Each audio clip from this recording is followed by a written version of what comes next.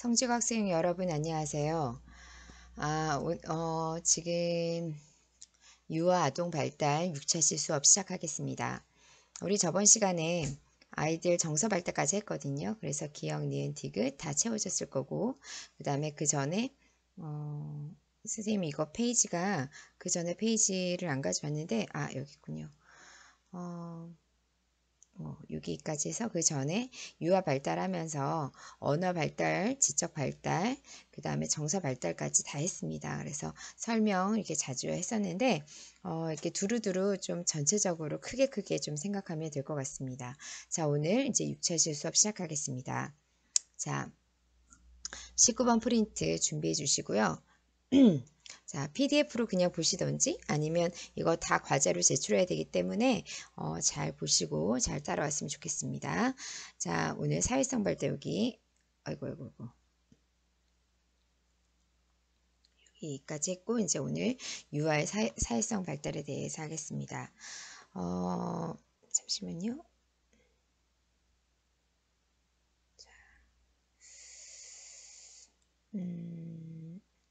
자, 여기 먼저 쓸까요? 아이들이 처음에는 본인 혼자 또는 자아 중심적으로 생활하다가 점점 이제 유치원을 간다든지, 잠시만. 유치원에 간다든지 아니면 놀이터에서 친구들 만나서 논다든지 해서 점점 또래 집단이 생기기 시작해요. 그래서 이 또래 집단이랑 얘네들이 좀 상호작용을 하는데 그때 어떤 관계를 많이 하냐면 경쟁, 싸움 또는 협동, 그 다음에 이제 유아기 후기가 가면 이제 양보 같은 것도 하거든요. 양보 등 쓰셔. 사회적 행동을 나타낸다. 사회적 행동을 나타낸다. 그래서 경쟁, 싸움, 협동, 양보 같은 이제 사회적 행동을 나타내면서 이제 아이들이 나 말고 이제 또래 집단 안에서 살 수 있는 또는 집단 안에서 아이들과 관계 맺는 법을 이제 배우기 시작하죠. 이러면서 아이들은 스스로 내가 어떤 사람인지를 알게 되고요. 얘기를 하면서 자신의 감정을 막 표현하기 때문에 나의 그런 생각들, 그러니까 생각보다 감정들, 화남, 뭐 즐거움 이런 것들을 막 표현하게 되죠. 그리고 또 하나는 성정체감을 형성해요. 성정체감은 얘들 되게 특이한데 나는 여자야. 여자라는 성정체감을 어떻게 표현하냐면 여자이기 때문에 여성으로서의 갖는 내면을 얘기하는 게 아니라 주로 외면이죠. 여자이기 때문에 나는 치마를 입어야 해. 여자이기 때문에 난 분홍색을 좋아해. 그 다음 기본적인 머리는 길어야 해. 그 다음에 뭐 귀걸이 해야 되고 반지 해야 돼. 그 다음에 뭐 화장해야 돼. 이런 등등등의 외적인 그런 생각들을 애들이 많이 하고 있어요. 특히 남자는 또 어떠냐면 난 남자야. 남자니까 나는 남색, 회색 이런 뭐 옷을 입어야 돼. 나는 로봇 좋아해. 인형이 아니라 나는 머리가 짧아야 해. 짧아야 해. 그 다음에 뭐 귀걸이 이런 건 안 해. 모자 써야지. 그 다음 나는 아빠처럼 구두 신어야지. 뭐 화장은 여자나 하는 거야. 이렇게 생각한단 말이죠. 그래서 이 아이들이 생각하는 성정체감이란 어떤 내면적인 문제가 아니라 보통 외면을 많이 생각하고요. 이것들을 벗어나면 이렇게 하지 않으면 내가 남자처럼 이런 걸 안 하면 나는 여자가 된다라고 생각하는 아이들도 있어요. 그래서 엄마들이 미용실에서 아이들 머리를 자르려 할 때 엄마 나 머리 왜 이렇게 짧게 잘라? 나 남자 만들려고 해. 라고 말을 하기도 하죠. 이런 말뜻은 아이들은 이런 여성, 여자, 남자에 대해서 구분이 확실한데 이런 확실한 나 남자이다 여자이다라는 정체감을 주로 외향적인 거 이런 걸 통해서 많이 나타내려고 하죠. 그래서 내가 남자인지 여자인지 내가 남자인지 여자인지에 대한 성 정체감이 아이들이 확실하다는 거. 자, 그 다음에 도덕성 봅시다. 이 아이들이 사실은 도덕적인 걸 처음부터 알지는 않습니다. 그러나 처음에는 자기 중심적으로 생활하다가 점점 이렇게 또래 집단과 이렇게 부딪히고 상호작용하고 자기 의견을 말하면서 아이들과의 약간 규칙이라든지 이런 것들을 좀 알게 되죠. 그래서 자, 쓸까요? 제일 중요한 거는 이 아이들이 처음에 도덕성을 배우기 시작하는데 이 도덕성은 선천적으로 아이들이 가지고 태어난 것이 아니라 부모나 주변 사람을 모방한다는 거죠. 그래서 어떤 사람들을 만나느냐에 따라서 아이들이 양심이 굉장히 예민한 사람이 있고 그냥 쓱 다른 사람 물건 훔치거나 쓱 다른 사람 걸 내가 갖다 써도 마음에 하나도 꺼리끼지 않는 그런 사람들도 생길 수 있다는 거죠. 그래서 부모나 주변 사람들을 모방하면서 쓰셔요. 점차 양심, 도덕관념을 습득한다. 점차 양심, 도덕관념을 습득해요. 그래서 잠깐만 색깔 좀 바꿉시다. 아이들이 도덕성을 이제 이걸 얘기를 할 때 이 아이들이 도덕성이 처음부터 이렇게 딱 된 것이 아니라 주로 부모라든지 뭐 친구라든지 선생님 이런 사람들이 그걸 많이 모방을 하고요. 이 모방을 한 것을 그대로 자기한테 적용해요. 그런데 이때 유아기 때 도덕성이 엄청 중요해서 이 유아기 때 도덕성이 잘 잡힌 아이들은 이걸 거의 잘 떠나지 않죠. 이유는 아이들이 어떤 거를 아까 성정체감을 할 때 이런 부분으로 아이들이 생각이 고정돼 있듯이 아이들이 이런 도덕성도 생각들이 많이 고정돼 있는 부분들이 있습니다. 그래서 예를 들면 소방차는 그 불을 끄기 위해서 가야 되잖아요. 근데 불을 끄니까 엄청 급하잖아요. 급한데 그럼에도 소방차는 불을 끄는 목적이 있어.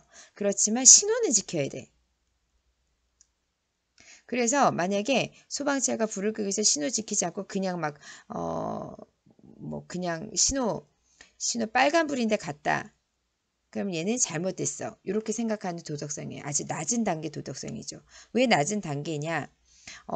어떤 상황이라든지 아니면 어떤 그 사람이 처해 있는 개인적 특성 이런 거를 다 무시하고요. 모든 사람은 다 규칙을 존중해야 된다. 이런 아주 낮은 단계의 도덕성을 가지고 있어요.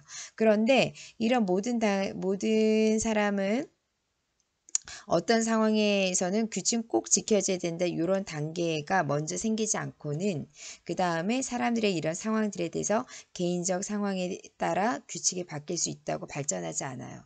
그러니까 유아기 때 도덕성은 이제 처음 이제 자기 나만 생각하다가 이런 다른 사람이 있다는 것, 타인이 있다는 것을 알게 되면서 도덕성이 시작하고 도덕성이 시작하는 것부터 시작해서 도덕성이 점차 발전하는데 제일 낮은 단계 도덕성은 이제 규칙을 꼭 지켜야 한다는 거고 이 규칙을 꼭 지키거나 어떤 우리가 정한 규율을 다 지키는 것에서부터 시작해서 그 다음에 발전된 도덕성은 어떤 상황이 되면 그 상황에 따라서 도덕성이 바뀔 수 있다는 것까지도 발전이 되는 거죠. 그런데 이렇게 개인적 특성에 따라서 아니면 어떤 급한 상황에 따라서 어떤 뭐 사람의 목숨을 구한다든지 공공의 이익을 위해서는 이렇게 신호도 무시할 수 있다라던 이런 단계까지 가려면 약간 아동기까지 가야 되는 그런 특성이 좀 있습니다. 그래서 아이들이 이제 도덕성이 막 발달하기 시작하는데 이 발달하기 시작할 때 가장 중요한 역할을 하는 사람들이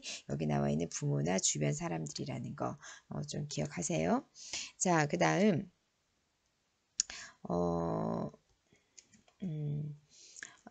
아이들 이제 유아 돌보기인데요. 이거는 이제 한번 읽고 넘어갑시다. 놀이 기회 많이 줘야 돼요. 저번에도 말했듯이 아이는 교과서가 또는 배움은 놀이를 통해서 하기 때문에 놀이 기회 많이 줘야 되고요. 2번 중요한데 기본적인 생활 습관을 형성해야 돼요. 이때 잘 형성하지 않으면 예를 들어서 스스로 옷을 입고 벗고 잘 안 돼서 맨날 옷을 그냥 자기가 잘 입고 나서면 잘 걸어놓거나 개켜놓지 않고 그냥 틱틱 바닥에 던져놓는 습관을 갖는다면 나중에 이게 잘 고쳐지지 않게 돼요. 그리고 들어와서 뭐 손을 씻는다든지 뭐 밥을 먹고 난 다음에 이빨을 닦는다든지 자기 전에 싹 씻고 잔다든지 이런 기본적인 생활 습관이 잘 안 되면 이때서 이제 유아기 때 이게 잘 안 되면 나중에 아동기에 대해서 이걸 고치기가 쉽지가 않아요. 그러니까 어릴 때 부모님들이 아우 되게 귀찮고 힘들어도 아이들 꼭 양치하고 밖에 들어갔다 나오면 꼭 손 씻기 하고 그 다음에 또 뭐가 있을까요? 그 다음에 혼자 옷을 입고 벗게 하고, 또 어디 어른들을 만나면 어른들께 인사하고, 또 공공장소에 가서 공공장소 이런 데 가서 사람이 많은 장소에 가서 뛰거나 그러지 않고, 또 내가 순서를 기다려야 될 땐 순서 기다리는 거, 이런 등등등을 아주 기본적인 생활 습관들을 잘 가르쳐야, 그래야 그거에서부터 시작해서 아이들이 좀 더 예의 있고 행동이 좀 반듯한 그런 아이들로 될 수 있습니다. 그래서 이론 등등을 기본적인 생활 습관을 잘 가르치는 게 필요해요. 자, 20번 프린트 넘어갑시다. 이때도 일관되게 가르쳐야지. 예를 들어서 아이들을 뭐 숙제 안 하면 엄마한테 혼나는데, 이걸 숙제 안 하고 혼나는 거를 집에 혼자 있을 때 맨날 혼나. 근데 손님이 찾아오면 숙제 안 해도 무사 통과. 또 양치 안 하면 맨날 혼나는데 양치 안 하면 절대 잠을 잘 수 없어. 근데 엄마가 기분이 좋아. 그러면 양치 안 해도 그냥 잠들 수 있다. 라고 하면, 이때 그때마다 상황에 따라서 자꾸 이거를 행동을 이렇게 바꾸게 되면 아이들이 헷갈리고, 그 다음에는 자꾸 눈치를 보게 되죠.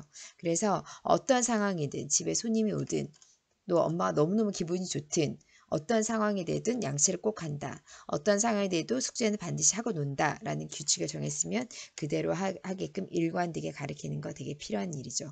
그래서 아동기가 되기 전에 기본적인 생활 습관 이런 걸 잘 가르치는 거 필요한 일입니다. 자, 그 다음 이제 아동기. 드디어 아동기 들어가 봅시다. 이 아동기는요, 좀 되게 특이한 특이한 건 아니고요. 보통 학년기라고 해서 보통 초등학교 기간, 초등학교, 초등, 학생의 그 기간을 말하는데요. 이때는 유아기랑 되게 많이 다르게 신체도 많이 커지고, 그 다음에 우리도 지금 만 12세면요. 우리나라 나이로 13세니까 이 아이들은 초등 6학년이에요. 초등 6학년만 돼도 막 엄청 남자애들 키 크고 뭐 이렇게 운동 능력도 되게 좋잖아요. 그래서 아동기 때는 아이들이 많이 거의 성인과 유사한 그런 몸도 갖고 신체적 조건도 갖는 아이들이 많이 있습니다. 자, 일단 한번 같이 공부해 봅시다. 일단 신체를 보면 기억번 쓰세요. 유아기에 비해 신체 성장 속도가 느리게 발달한다 했는데, 인생 전체로 보면 신체 성장 속도가 느린 건 아니에요. 그렇지만 유아기가 워낙 빨리 아이들이 많이 자라기 때문에 유아기에 비해서는 신체 성장 속도가 조금 느리다라는 거죠. 그 다음에 아동기도 우리 봐봐. 초등학교 1학년부터 6학년이면 거의 6년이잖아요. 6년이니까 이 6년 기간 동안 되게 달라서 사람들에 따라서 2년, 이렇게 전, 중, 후 이렇게 3단계로 나누는 학자들도 많이 있어요. 어쨌거나 여기 초등학교 1, 2학년하고 초등학교 5, 6학년하고는요. 정말 하늘과 땅 차이죠. 초등학교 1, 2학년은 거의 유아에 가깝다면 초등학교 5, 6학년은 거의 청소년에 가깝잖아요. 그래서 이 사이의 갭이 큰 게 아동기의 특성이기도 합니다. 자, 아동기 후반, 다시 말하면 5, 6학년쯤 되면, 이때쯤 되면 뭐가 발달하냐면 생식기관이 발달해요. 다시 말해 생식기관이 발달하면서 발달 속도가 빠른 아동들은 여기다 그러니까 두 줄 써 있죠. 좀 길게 쓰세요. 발달 속도가 빠른 아동들은 학동 후반기, 다시 말하면 학동 후반기라는 건 아동기 후반기란 뜻이에요. 학동이란 말은 아동기 후반기에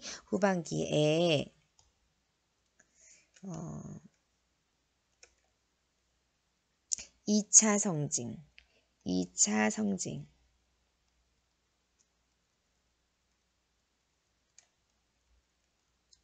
성징이 뭔지 아나요? 너희가 얼마나 자주 배웠는지 모르겠는데 2차 성징이 뭐죠? 성징이라는 말은 성적 징후야. 어떤 애들이 이거 오타라고 성장이라고 하는데 아니고, 성징이라는 건 성적인 징후. 어떤 성적인 징후 있죠? 여자는 일단 가슴이 커지고, 그다음에 월경을 하고, 이런 등등 있죠. 남자는 어떤 게 있죠? 남자는 일단 역삼각형 되죠. 근육량이 늘어나고, 그다음에 이제 사정을 하고 이런 등등등. 그래서 남자하고 여자하고 완전 확연히 구분되는 2차 성징. 다시 말하면 원래는 유아기 때 여자아이들 머리를 짧게 자르면 너 남자니? 여자니? 여자니? 하고 이렇게 묻는데 청소년기는 아무리 여자라 하더라도 머리 짧은 여자라 하더라도 남자니 여자니 묻지 않죠. 왜냐하면 남자들은 이제 뭐 얼굴에 수염도 좀 나고요. 여자는요 또 S라인 되시죠. 약간 뭐죠 허리가 좀 들어가면서 이렇게 약간 몸매가 좀 생긴다고 할까요? 그렇죠. 아무리 여자아이들이 남자처럼 이렇게 남자 복장을 입는다 하더라도 여자인 게 드러나고 남자아이들이 아무리 뭐 치마 같은 걸 입는다 하더라도 남자인 게 드러나는 거는 다 이런 성적인 징후 때문이에요. 그런데 이런 성적인 징후가 좀 늦는 아이들은 특히 월결하거나 사정하는 것들이 중학교 들어와서 청소년기에 하는 아이들도 있지만 또 어떤 아이들은요 이렇게 초등학교 후반기 아까 말했듯이 초등을 보면 초등학교 1, 2학년 그 다음에 3, 4학년 그 다음에 5, 6학년이 있다면 주로 이렇게 5, 6학년 이거를 학동 후반기라고 하는데 이런 학동 후반기에 많이 나타나죠. 이럴 때. 그래서 요새는 아이들 영양 상태도 많이 좋고 해서 5, 6학년 되면 좀 고학년으로 이제 2차 성징이 나타나는 아이들이 많이 있는 거죠. 그 다음에 디귿번 봅시다. 디귿번. 아이들이 또 뭘 잘하냐면 운동, 기술이 늘어요. 좀 이따 얘기할게요. 근육의 협응이 세련돼져요. 세련되고 정교화돼. 다시 쓸게요. 정교화돼요. 운동의 힘, 기교가 증대되는 시기예요. 다시 운동의 기술, 근육의 협응이 세련돼지고요. 정교화돼서 운동의 힘이나 기교가 증대되는 시기예요. 다시 말하면 아동기 후반쯤 이제 초등학교 되면 어떤 일이 생기냐면 일단 조건으로 신체적으로 키가 커지고요. 근육량이 많아져요. 그리고 뭐라나 팔, 다리, 그다음에 눈, 또 손 이게 너무 민첩하게 서로 협동이 잘 돼. 그래서 이걸 아까 협응이란 말 했죠? 협응이 너무 잘 돼요. 그래서 어떤 게임을 할 수 있냐면 야구 너무 잘할 수 있죠. 특히 야구에 더하기 야구 규칙 같은 것도 이제 머리로 이해해요. 오케이. 축구 하려면 다리만 움직이는 거 아니죠. 손도 막 달리기를 해야 되니까 손도 움직여야 되고 그다음에 헤딩도 해야 되고 발차기도 해야 되고 균형이 맞아야 되잖아. 더하기 축구 규칙 이해해요. 그래서 이런 경기가 돼. 여자아이들도 달리기 오케이. 달리기 이런 거 다 되잖아요. 그치? 그리고 뭐 누구 딱 치고 딱 빠지고 이런 거 되잖아요. 그러니까 우리 오징어 게임처럼 술래잡기 그 다음에 뭐 줄다리기 줄다리기 그 다음에 비석치기 뭐 아니면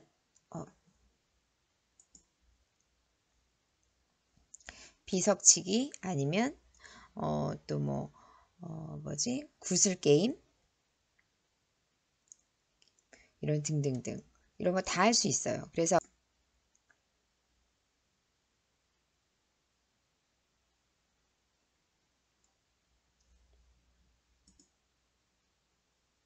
언어가 많이 발달하죠. 그래서 주로 이제 아동기가 되면 다른 사람과 나와의 관계를 많이 생각하고 사회적 관계가 얼마나 중요한지 아이들이 알기 때문에 사회적인 언어 같은 것들이 많이 발달해요. 그래서 주로 이제 사회적 언어라든지 추상적 개념 쓰셔요. 추상적 개념의 단어를 사용할 수 있어요. 추상적 개념의 단어뿐 아니라 아이들이 뭘도 쓸 수 있냐면 예를 들어서 내가 만약에 나비라면 내가 만약에 구름이라면 이렇게 조건문 이런 거 쓸 수 있고요. 그 다음에 뭐 수동태 여러분 뭔지 아나요? 그래서 예를 들어서 내가 사진을 찍는 것도 될 수 있지만 내가 다른 사람한테 찍힘을 당할 수 있는 거잖아요. 찍혀지는 거잖아요. 이런 내가 수동 아니면 능동 이런 개념도 다 이해할 수 있고요. 그 다음에 사실은 아이들은 이때 되게 중요한 게 뭐냐면 초등학생이라고 해서 모든 단어를 다 아는 건 아니고 모든 단어하고 모든 문법을 다 마스터하는 건 아닙니다. 그런데 이런 이렇게 단어랑 문법이 조화된 이런 언어력은 지능과 대해서 인지 능력이랑 결합하면서 굉장히 서로 주거니 받거니 하면서 발달을 해요. 그런데 이렇게 언어적인 능력, 언어 발달은 혼자만 이렇게 자꾸 이렇게 발달하는 것이 아니라 주변이 굉장히 중요하죠. 주변 사람들. 이 주변 사람은 부모도 될 수 있고 선생님도 될 수 있지만 그 중에 많은 것들은 또래의 관계입니다. 그래서 사람들과 이제 상호작용하면서 단어도 새롭게 알게 되고 이 단어들을 되게 복잡하게 조합하고 여기에 또 문법도 조합을 해서 훨씬 더 자기가 한 번도 해보지 못한 문장을 만들어내기도 하고 언어의 그런 그 내용들을 심화시켜서 발달을 많이 시키는 거죠. 그래서 서로 주거니 받거니 하는 얘기가 굉장히 중요하고 부모님이나 선생님들의 언어나 이런 것을 모방하면서 그 어휘를 많이 늘려가는 거죠.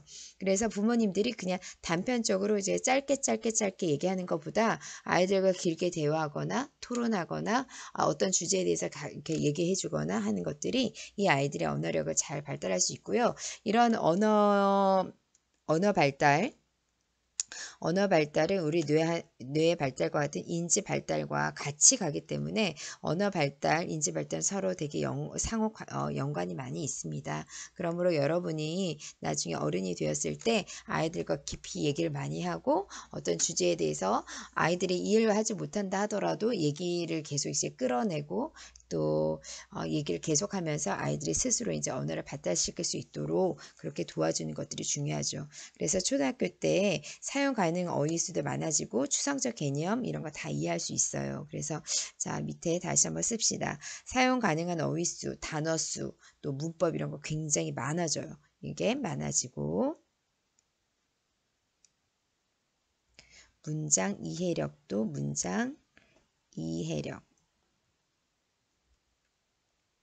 증가한다. 사용 가능 어휘수가 많아지고 문장 이해력도 증가한다. 그 다음에 이제 지적 능력 발달 봅시다. 지적 능력 발달의 아동 초기에는 구체적 사고, 좀 이따 설명할게요. 구체적 사고. 아동 후기에는 추상적 사고가 발달한다. 추상적 사고가 발달한다. 아동 초기에는 구체적 사고, 그 다음에 아동 후기에는 추상적 사고라고요. 이 말이 구체적이라고 하니까 되게 조금 어려운데 보통 우리가 말할 때 구체적 사고라는 것은 눈에 보이는 거야. 예를 들어서 이런 식으로 물이 이렇게 있는데 A번 물하고 B 물 중에 어떤 게 더 많아 하고 이렇게 눈에 보이는 거 너무 잘 보이죠? 예, 눈에 보이는 거 이렇게 하는 거. 추상적 사고라는 것은 눈에 보이지 않아도 머릿속으로 생각하는 거예요. 예를 들어서 뭐 사회 정의란 뭐 사회 정의 이런 거 안 보이잖아요. 이런 거. 또는 물도 있잖아. 만약에 이 물을 A만큼 물이 있는데 이걸 물을 끓였어요. 그 물이 얼만큼 남아있을까 이런 거. 물을 끓이면 이제 물의 수증기 날아갈 거잖아요. 그러면 적어도 요 물 높이보다 물이 많이 줄겠죠. 그런데 이거는 물론 뚜껑을 열어서 이제 물을 끓였을 때 상태를 확인하면 되겠지만 만약에 물을 끓였으면 여기 물은 얼마나 남았을까 이거보다 많을까 적을까라고 물으면 잘 애들이 이해를 못해요. 그러니까 다시 말하기에 눈에 보이는 거 이렇게 딱 보이는 걸로 아이들이 파악할 수 있고 애들이 생각한다. 이거는 구체적 사고라면 눈에 보이지 않지만 내가 추상적으로 머릿속으로 이걸 생각해가지고 원래 물이 이만큼 있었는데 물이 이만큼 있었는데 끓이면 물이 날아가지. 그래서 날아가면 이거보다 좀 적겠지라고 생각하는 거, 머릿속으로 생각하는 거 이런 걸 추상적으로 생각하는데 당연히 추상적 사고가 좀 더 고차원적이죠. 고차원. 그래서 아이들이 아동 초기일 때는 눈에 보이는 구체적 사고가 있다가 후기가 되면 이제 추상적 사고, 그래 단어들이나 이런 것들도 되게 추상적 사고로 바뀐다는 거 알아두시면 됩니다. 자, 그 다음에 탈중심화 봅시다.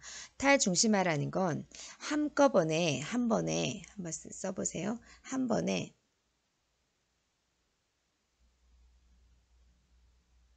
여러 면을 동시에 고려할 수 있다.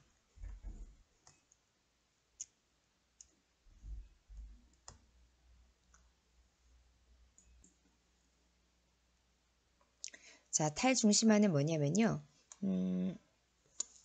예를 들어서 옛날에는 유아기 때는 예를 들어서 이런 그 직사경 앞에 내가 여기 서 있다. 그럼 아이한테 너 앞에 보이는 이 상자 어디에 보이니? 그럼 얘는 요 부분만 보여서 그려봐. 그러면 이렇게 그렸을 거예요. 근데 이제는 탈중심화란 건 나 여기 서 있는 위치뿐 아니라 다른 사람의 위치까지 이해한다는 거죠. 내가 만약에 여기 내가 여기 있지만 다른 사람이 만약에 이쪽 모서리 중에 여기 있다. 그러면 이 사람이 보는 부분이 내가 보는 모습과 다르다는 것을 안다는 거. 만약에 사람이 이렇게 위에서 보고 있다. 그러면 여기 윗면은 내가 보는 여기가 다르잖아요. 그러니까 1번 사람이 보는 위치, 2번 사람이 보는 위치, 또 이쪽에서 보는 3번 사람이 보는 위치가 다 다르다는 걸 인정하는 거예요. 요거를 내가 원래는 중심화, 나 위주로 봤는데 이거를 탈피, 그래서 이걸 탈중심화라고 해요. 그래서 내 위치에서만 보는 게 아니라 내가 1번의 위치에 있든 2번의 위치에 있든 3번의 위치에 있든 어느 위치에 있든 그 사람이 보는 그림을 그릴 수 있는 거, 그 사람 위치에서 생각할 수 있는 거, 그거를 뭐라 하느냐? 탈중심화라고 하는 거죠. 그래서 아까도 말했듯이 탈중심화라는 건 한 번에 여러 면을 동시에 고려할 수도 있고 그 다른 면에 있는 그런 입장에 대해서도 다 생각할 수 있다는 거죠. 자, 그 다음 또 하나 보존 개념 쓰세요. 보존 개념. 보존 개념. 이거 저번에도 했지만 한 사물이 외형이 변하여도 변하여도 그 사물이 가지고 있는 질량, 길이, 면적 등이 변하지 않는다는 것을 아는 것. 질량, 길이, 면적 등이 변하지 않는다는 것을 아는 것. 이게 보존 개념이에요. 잘 알아두세요. 한 사물의 외형이 변하여도 그 사물이 갖고 있는 질량, 길이, 면적 등이 변하지 않는다는 것을 아는 것이. 이거 되게 중요한데 예를 들면 찰흙이 있었어요.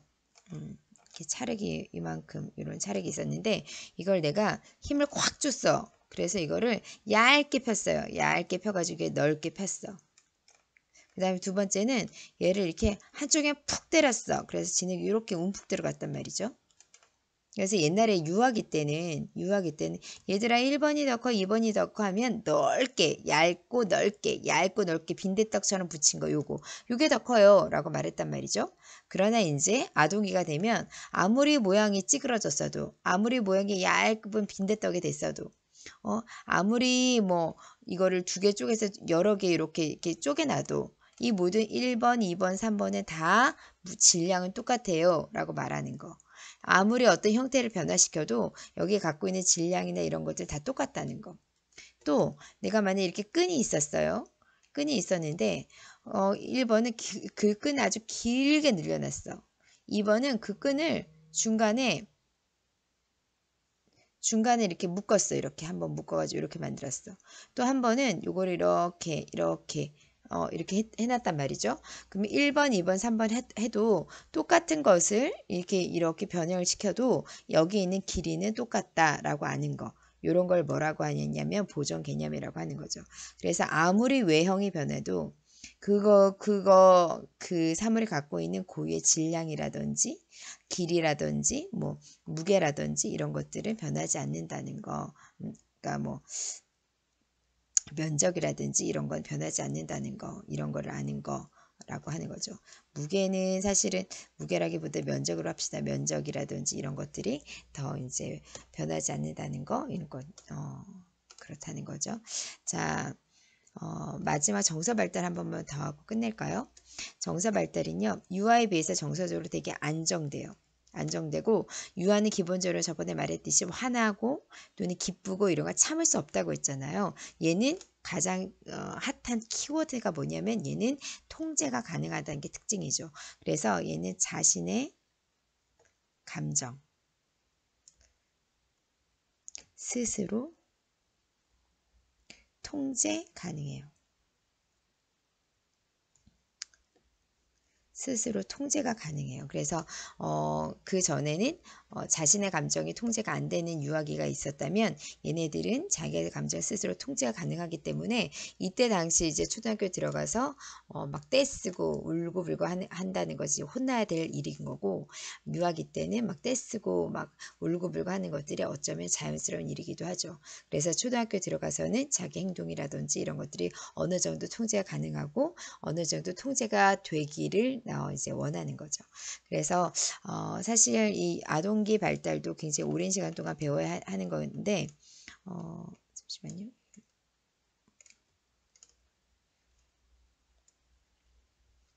하는 건데 되게 짧은 시간에 훅 지나갔죠. 그렇지만 유아기에 비해서 아이들이 굉장히 좀 특이한 것들이 많이 나타났는데 신체에서는 2차 성징이 나타나는 거, 그다음에 운동 기술이라든지 근육의 협응이 더 세련되졌다는 거, 그다음에 언어 발달에서도 얘네가 되게 특이한 부분들에 이제 발달이 많이 생긴다는 거, 그다음에 지적 능력 발달도 유아기와 다른 그런 모습을 보인다는 거 잘 알아두면 될 것 같습니다.